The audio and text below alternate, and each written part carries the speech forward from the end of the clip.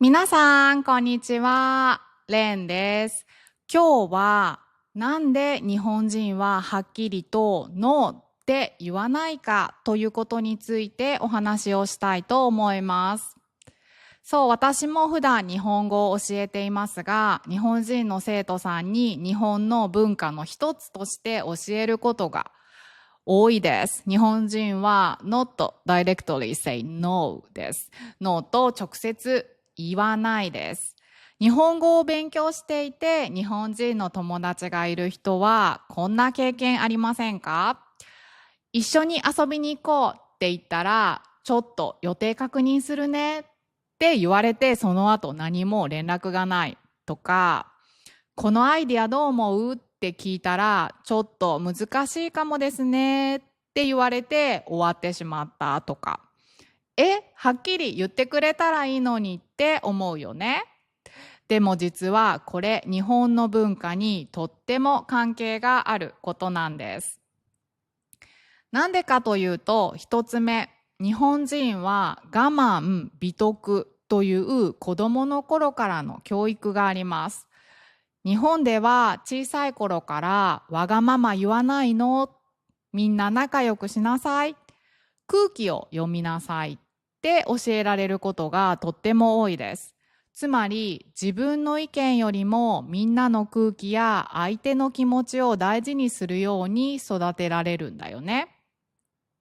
ノーって言うと相手を傷つけるかも、悪い空気になるかもって無意識に私たちは思ってしまいます。だからこそはっきりとノーは言わない。ちょっと難しい。ちょっと予定確認してみる。こういう柔らかく断る言い方がとても発達しています。やんわり断る。日本語流ノーの伝え方。例えば、明日会える？ちょっと予定確認してみるね。これはノーの可能性が高いです。これ一緒にやってみない？ちょっと難しいかもですね。これも多分ノーです。この映画どう思う？ちょっと好みじゃないかな。ノーだけど、行きたくないということですよね。こんな風に直接無理、やだ、ノーっていう代わりに優しく遠回しに伝える文化があります。この理由は日本人にとってはマナーと思いやりです。日本では相手を立てたり気を使うことが大人の対応っていうふうに思われています。だからノーを柔らかく伝えること、マナーって感覚があります。もちろんこれはいい面もあるけど、海外の人にとってははっきりしてよって思うことも多いと思います。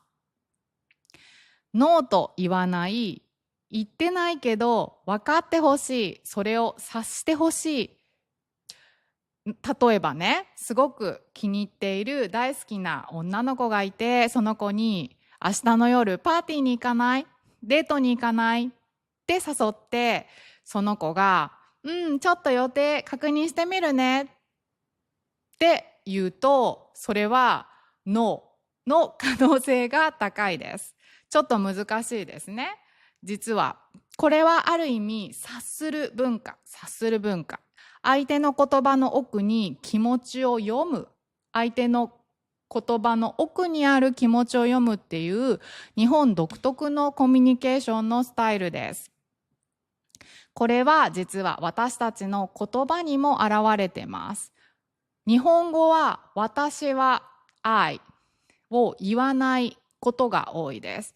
英語では例えば I think, I don't like みたいに主語に I、私を入れるのが普通ですよね。でも日本語では私はを毎回言わないことが多いです。これは自分を強く主張しないという私たちの文化の一つでもあります。ちょっと無理かなとか、それは違うかもって主語を言わずに話すことで、よりソフトに、マイルドに自分の意見を伝える。私たちとしての nice to say の言い方です。そう、主語をはっきり言わない、自分を前に出さないという日本人の思いやりや控えめな心が現れているとも言えます。だから、ノーも言葉の中に隠れているということが多いです。どうでしたか？ノーと言わない文化、ちょっと分かってきましたか？もちろん、全部の日本人がそうってわけじゃないけど、日本語を学ぶ上で、こういう言葉にしないニュアンスを知っておくというのはとっても大事です。あなたの国のノーとの違いもよかったらコメントで教えてくださいね。じゃあ、また次の動画でお会いしましょう。またね。